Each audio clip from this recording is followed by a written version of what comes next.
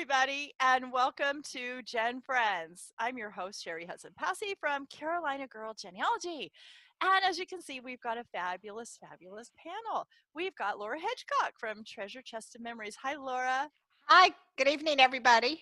So good to have you here. We've got Mary Kircher Roddy from MKR Genealogy. Hi, Mary. Hi, everybody. How are you? It's good to have I'm you here. doing great.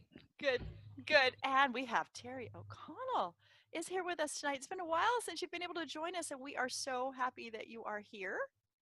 Tell us about your adventure with, you're doing the Heritage Travels now. Well, I was. Well, she was. We need to start cruising again and going places. So you can find Terri there. So, and we've got Shelley Murphey, Family Tree Girl. Hello, happy to be here. And Dan Earl, our Family History Guy. Hello. Hey, Dan. Our special guest tonight is Gena Philibert-Ortega. And I know all of you have heard Gena. You've read things that she's written. You have heard her speak. She is on tonight to teach us about and talk to us about one of the things that she specializes in, and that is finding your female ancestors.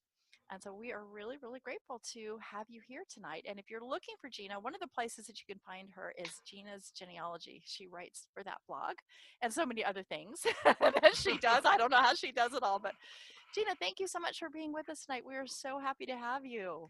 Well, thanks for having me, Sherry. This is great to be able to talk about female ancestors. Yeah, because, they're not so hard to find sometimes, depending on the time period. And most of that is because they were not people for so long. they were not people. Yeah. Once they got married, that's it. They were somebody else's property. They were. They belonged to somebody else. Yeah. So, yeah. Tell us how to get started. If we are looking for our female ancestors and we just can't find anything other than, we've got that they were Mrs. Somebody. What are some of the ways that we can find them? Well, I think after you exhaust home sources and some of the, regular kind of everyday things that you would search, I mean, for me, that means that I'm looking for stuff on Family Search and maybe Ancestry. The one thing I always tell people is to create a timeline. And that way you can look at what years are we talking, documents might exist in that time and place. Okay. I think the next thing you should do, if you've already tried, birth, marriage, death, you always try to kill somebody off and then go backwards in time, is newspapers. Those are the great equalizer because everybody gets covered in the newspaper, right? You can be poor, you can be rich, you can be walk women, across the street, you can be kids, you can be anybody. Yes. And so absolutely. And, the thing with newspapers when we think about women is you want to, if she's married, you want to search not only by her name, but Mrs. whatever his name is. Because most likely, depending on the time period, that's how she is listed.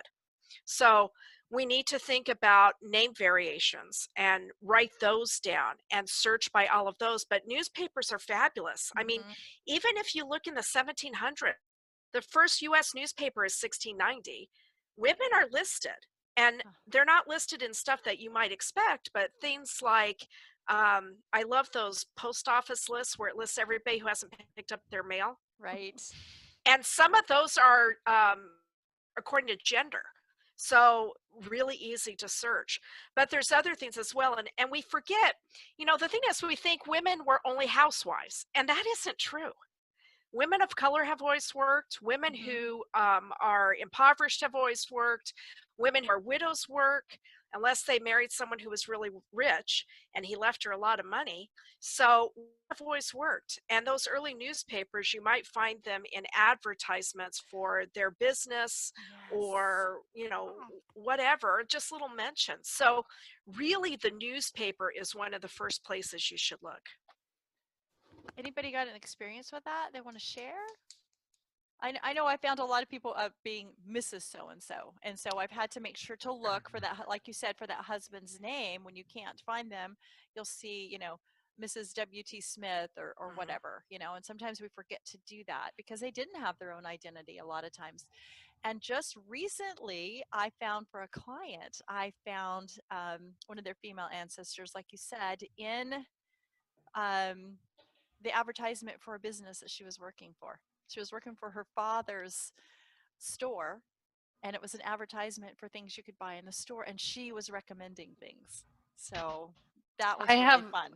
I have a woman who was, I found her in the newspaper. She invented a liniment medication. Oh. Yes. And so she was advertising that for sale in the newspaper, but she also patented it.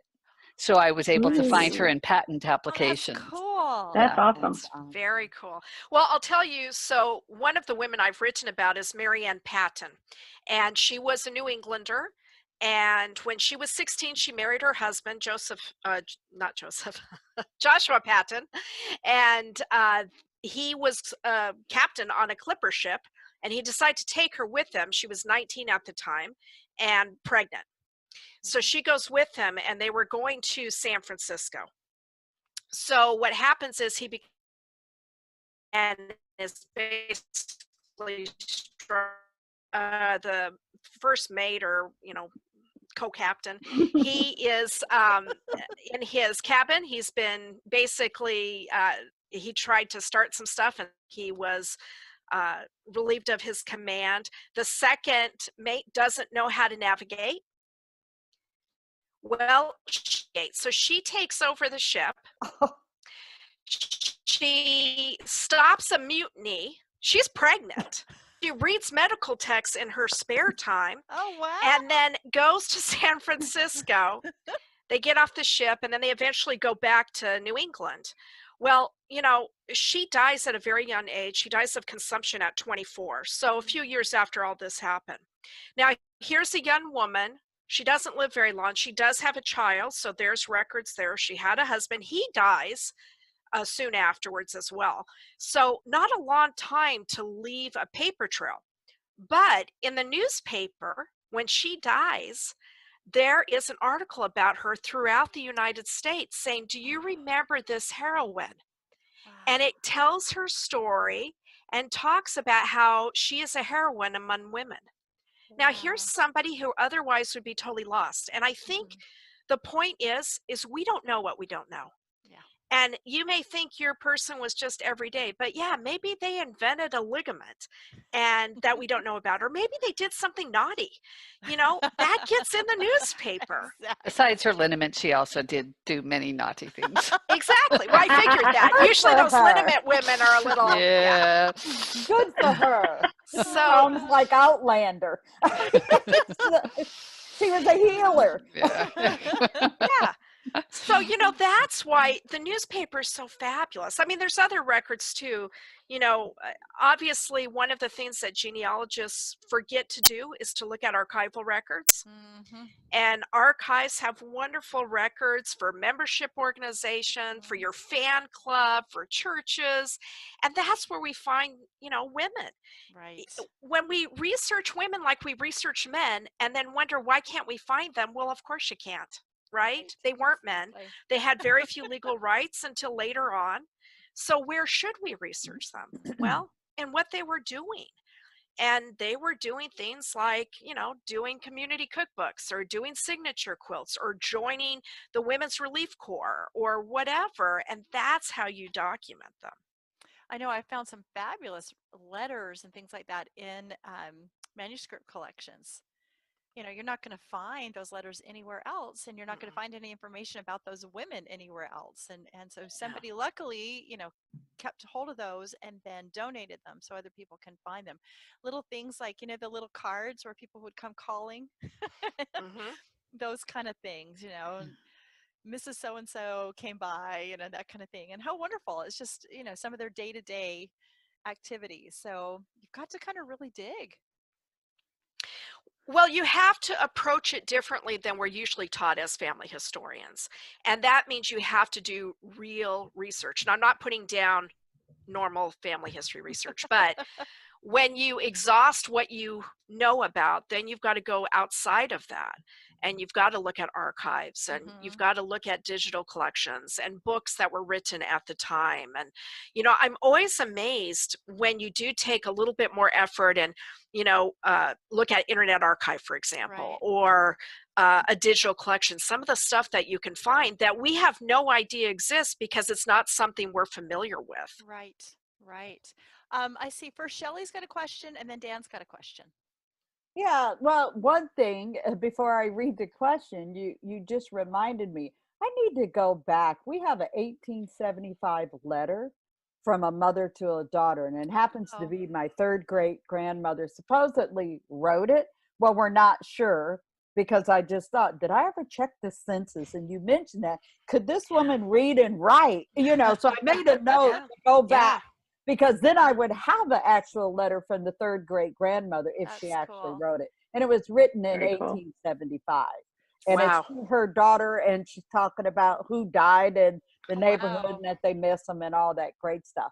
But again, so, thank you for that, bringing that back up, because I thought, could she read or write? But my third great grandmother is Sarah Ann Hart, very common name. And I know she's born in Virginia in 1810. Now, in the census, she goes from white to mulatto, it switches. So I don't actually know. I think she's actually white, and she marries a mulatto. But I can get her in 1850. I can get her in 1860. She's married. And I can get her in 1880. I don't find her in 1870. And I don't find a death record, but we've got the tombstone on her. And I'm saying this as someone that's well-versed in that Jefferson County research.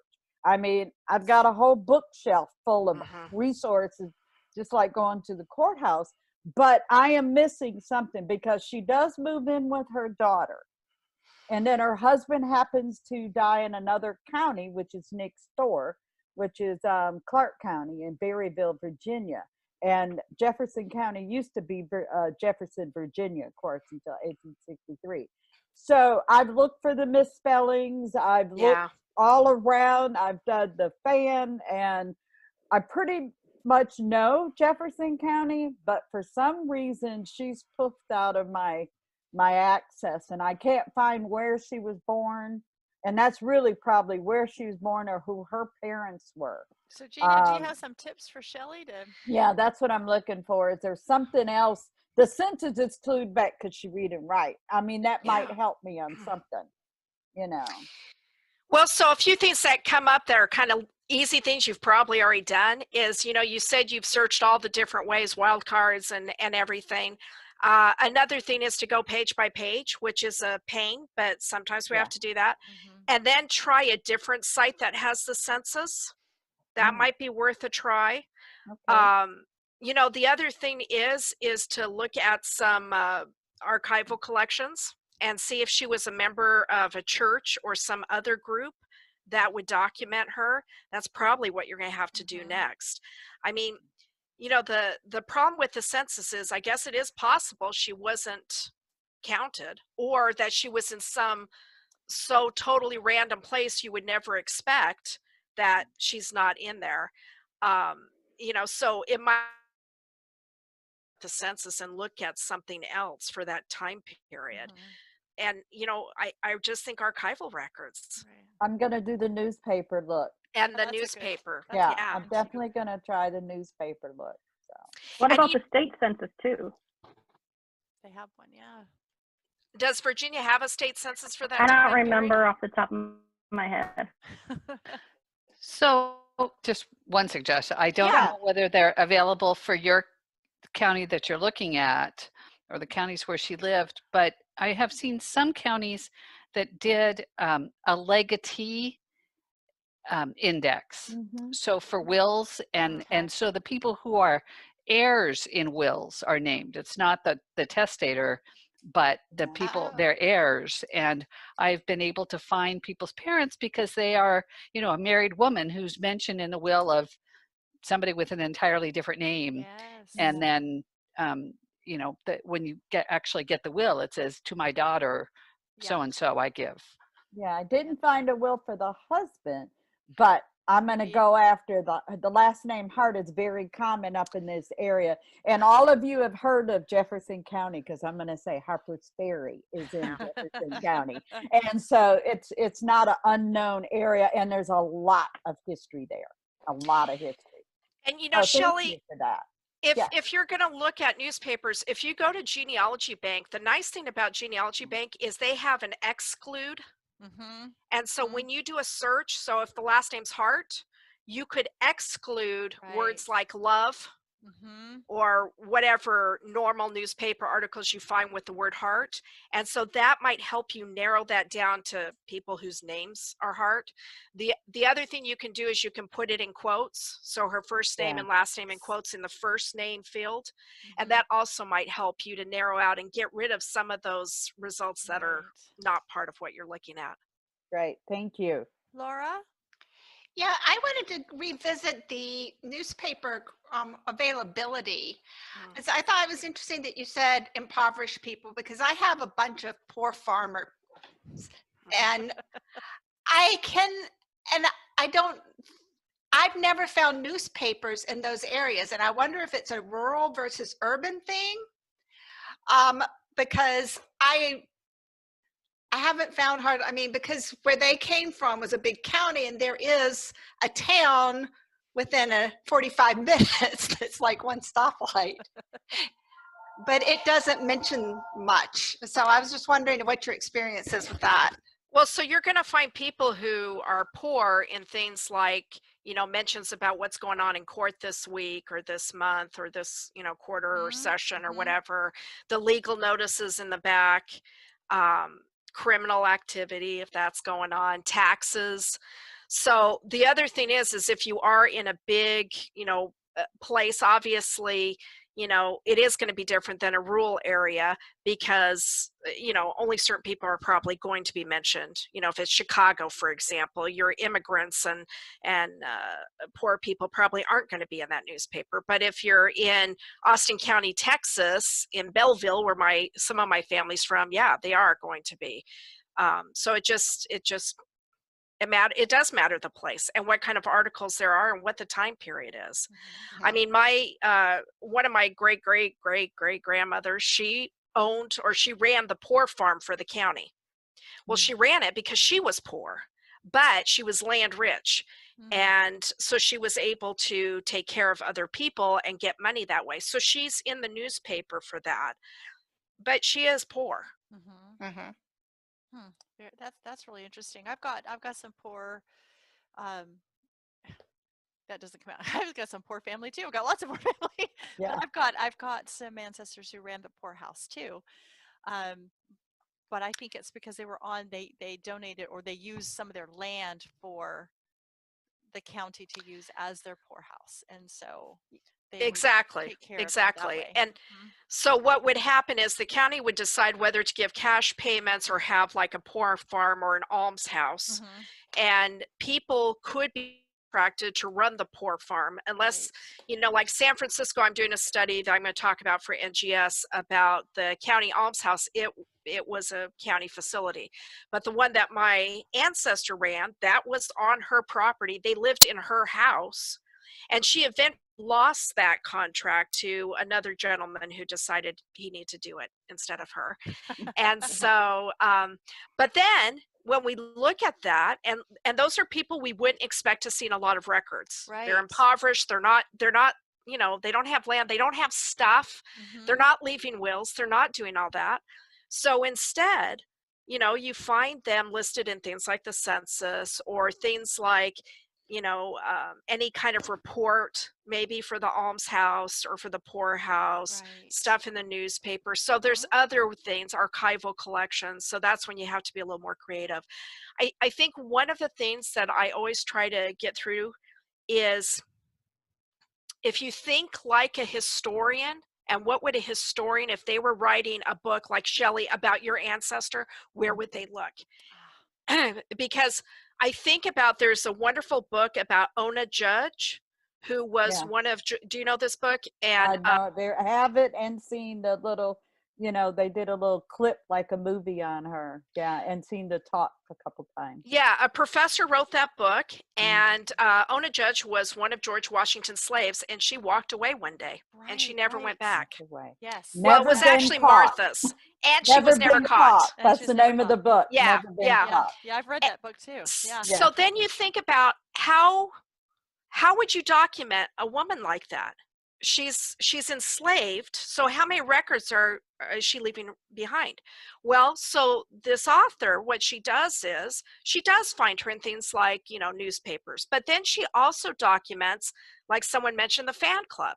You know, she looked at Washington's correspondence. She looked at other people who knew Washington, as he said, hey, if you see her, tell me.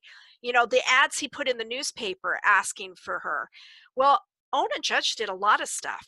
I mean, she really was hiding in plain sight. Right. But for whatever reason, they never found her, thank goodness. And so what I like to do with books like that is look at the back and see, where did this author look? Because that's giving us some ideas about how we need to take our genealogy to the next step. I love that. Brilliant. Yeah, yeah. I never thought of that. Dan, you have a question? Yeah. So, what were there like major women's organizations and things like that? I know at the at the turn of the century there was quite a few involved in the temperance movement and other things. But historically, what are some major organizations that we could look at that our ancestresses may have been involved in? So a lot of the groups, you know, besides just their benevolent interests. So for example, there's the Dorcas Society, and that was a Christian organization that many Christian churches had as part of their female auxiliaries that did benevolent sewing projects for people. And so those, in fact, you can find records for them in Archive Grid if you look, and those records extend into the early 1800s. So you're probably looking at things that have to do with church organizations. The Mormon Church's Relief Society, the Dorcas Society, there's groups for Jewish women. So those kinds of groups, you're looking at groups that are attached to whatever their husband is doing. So Women's Relief Corps, which is one of the groups attached to the Grand Army of the Republic, and you know, other kinds of fraternal organizations. They usually have so there's groups like that.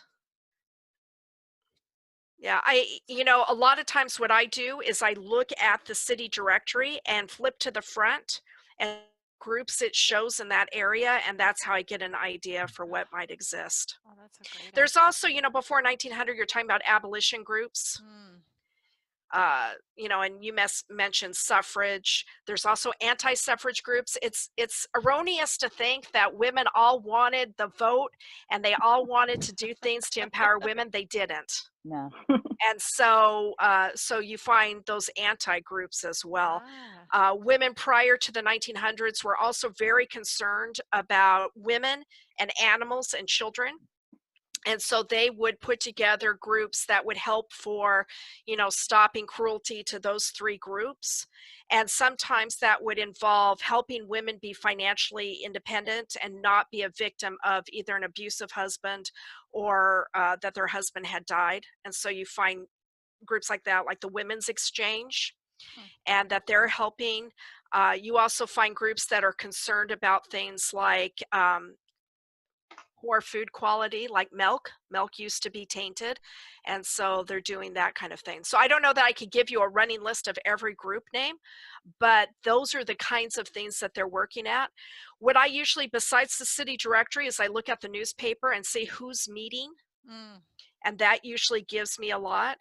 And the other thing is, I mentioned Archive Grid, but I go to Archive Grid, and you can Google that. And that is an archival catalog for the world.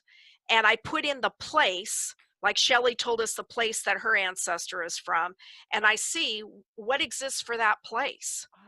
And then kind of go from there as well. Perfect. Thank you. That was great. Thank you. Thank you very much. I hadn't thought about using the directories for that specific for groups of the women. So I mean, No, I hadn't either. yeah, I mean, I don't know why, but it takes all of Well, us, right, to help each other. Yeah, it does. yeah. And you know what? I don't, one of the things I think is important is to get excited about some kind of record set. One of the ones that I got really excited about, besides I have looked at a lot of just city directories page by page, and I wrote it on Legacy's blog about how I looked through a bunch of death certificates one day just for the heck of it. Yes, But I remember that. Yes. you know, I wrote about voting this year because it is the anniversary of the 19th Amendment, and Boston gave women the right, or well, Massachusetts, in school elections, and those date to the late 1800s. So I just started looking at those, you know, and other voting records. I found some for Alabama, and Alabama had the woman's name, and at the very end, they were all white women, but at the end, it was black women. Wow. And so they were segregated, but you didn't know that unless you flipped through the whole thing. Yeah, you have to look through the whole thing. Yeah. Absolutely. Mary, you had a question, and then Laura, we'll go to you. Okay. Yeah, my question, women were institutionalized, and sometimes I Yes. think they were an inconvenience to their husband. Yes. And but because, I mean, I've tried to get some records from mental institutions, but they still will say no, there's privacy restrictions. What do you do? How do you, any thoughts on that? I know what you mean, because so one of my ancestors, because of old age, she divorced her husband, so there was no one to take care of her. It was during World War II, so she was put into the Oregon State Hospital, and she died there. Luckily for me, I figured that out, I think, from the funeral home record and the death certificate. They actually, at the state archives, did have the admitting log where it said her name and what she was admitted for. So, you know, sometimes you can get little pieces like that, maybe a court record where they're institutionalized, maybe a mention in the newspaper. There was one woman I looked up for someone who, a local shyster in the late 1800s sold her prime vineyard land down here in Southern California, and she got here and found out that it was all a lie, and he had taken all her money. So she goes in the middle of town and kind of loses her ever loving mind. They take her to the local asylum, Patten State Hospital, and it was all in the newspaper. Now, that's the only way to know that story, because Patten and many state hospitals have the right to destroy those records after, you know, 100 years, and they're not going to show you. And so when I called, I couldn't get access to those records, even though, you know, because of HIPAA, but it didn't matter. It was in the newspaper. So that's when we have to try that. And then if you can't even get that, then what I usually suggest is looking in the newspaper for articles about that specific institution, looking on Google Books for the reports that were done every year about those institutions, and learn a little bit about what it was like, because then you could craft a story about what her life probably was like. So my ancestor, who was in Oregon State Hospital, while she was there, the cook was poisoning the inmates. Oh my God. Now that's, so it was a big case. Now that's that a story. So I talked about, hey, what, you know, here's not a really great place to be, and here's why. And that was in the newspaper. So sometimes when we can't tell women's stories because those records don't exist, then, and we've been creative and tried everything, then what we need to do is look at social history and tell what that was like. And luckily for us, when we talk about women who've been institutionalized, we have lots of sources for that. I mean, at the very least, you have Nellie Bly, who talked about pretending to be mentally ill and then being institutionalized, and then they finally got her out. So we have some, you know, options with that. Yeah, some ideas. And divorce records, you know, if she was married, there might be a divorce record, because men could throw away their wives that way, have them institutionalized, and they go for a newer model. And so look at divorce records. You men, look at Dan. Men. Don't blame him. Don't No blame comment, Dan. You see, they're going, Oh gosh. Laura, did you have another question? Yeah, it Or was did we cover? kind of Okay. along the same lines as Dan's was. I was just wondering at what point were women included in guilds or any kind of trade unions and things like that? I know my grandmother worked as a seamstress into the 20s. I don't know. And then I also know I have a picture of her in a Red Cross uniform. I don't think she was ever trained as a nurse, but I was wondering, what kind of records would exist for those kinds of things? So women are in trade unions about the turn of the century, the 1900s. In fact, we start seeing the effects of women working with the Triangle Factory fire. If you talk about seamstresses and how all those young women died because the factory owner decided to lock all the doors so they couldn't sneak off. There was a fire and they died, some of them from jumping out the windows. So we start seeing trade unions, specifically women, kind of working towards having these rights, work rights. And so that's about the time. A little later, we see it with the women who are referred to as the Radium Girls, who helped paint. In fact, you're saying Red Cross uniforms. That's a World War I thing. And so those women were painting the dials of watches so that they glowed for those young men who were sent overseas. It was a nice thing, but they were sharpening their brush by putting their mouth. It had radium in the paint, and then they all died.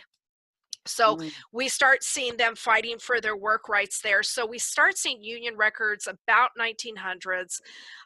That's when you would probably look at Archive Grid and try to see if you could find something there.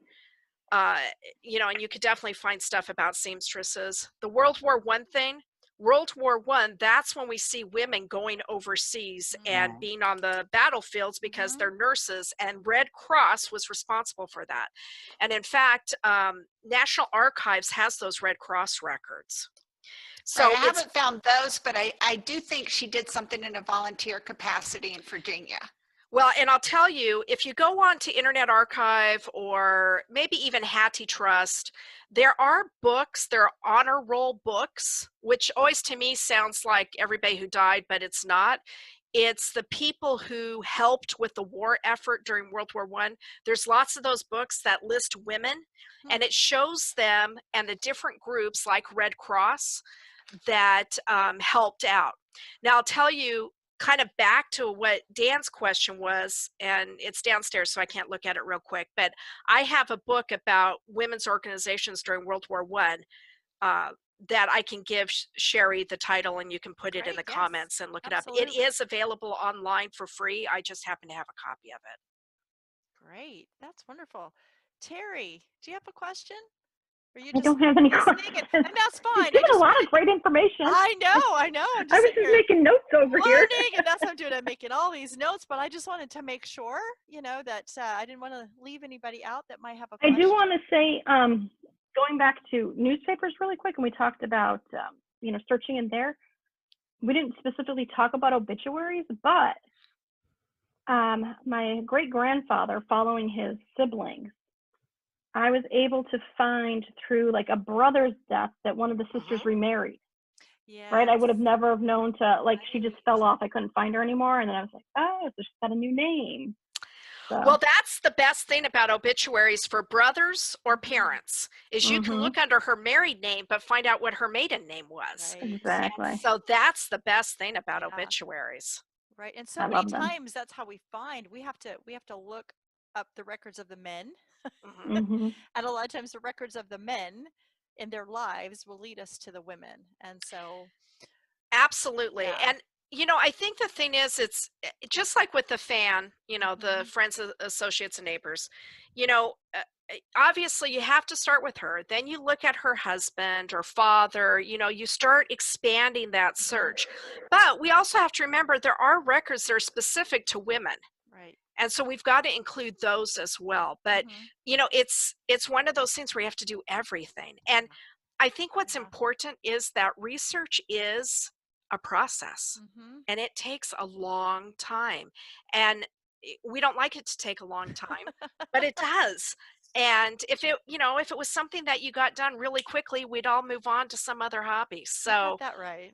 That's true. so you gotta know that. And it's a combination of things. It's, it's government records, it's church records, it's archival records, it's all of that together. And the thing is, you just never know where you're going to find that one little piece of information that just breaks everything open for you. Yeah. No. So, anybody else have any questions or comments? I have a comment. All right. When Terry mentioned about the obit, one thing, and again, my mom is still with us. She turns 90 Sunday, but Happy she birthday, made a Mom. comment. Huh? What? I said, happy birthday, Mom. It'll be a Zoom time on Sunday. But anyway, when Terry mentioned that, when you were talking about, the woman dies, this, that, and other, a lot of times, and I see it throughout the family, depending on an era, that if one sister dies, the other sister is marrying the husband, and they go ahead and have family. Yep. And I didn't see that per se in the records, but I got it, say, from oral history. Right. And we might find it, but I thought, well, that was another thing, because I never knew, Sarah dies so-and-so, from childbirth. No one knew. I couldn't see in a record that the baby that survived was not the first son of my great-grandmother, and it's actually the nephew, but she raised him because she married the brother. So that was another place to look. Yeah, I have an interesting case like that. My grandfather's mother died just about a week after he was born. And then a few years later, his father married his aunt, the mom's sister. But my mom and my dad said that she never called him by his first name. She always called him Mr. Hudson. They never, ever heard her call him by his first name. And I think that's very interesting. And it makes me wonder, was it just a marriage of convenience so that she could take care of my grandfather? Maybe it was, it was just weird that she would always just call him by, Mr. Hudson and never by his first name. I just think that's. Was he older?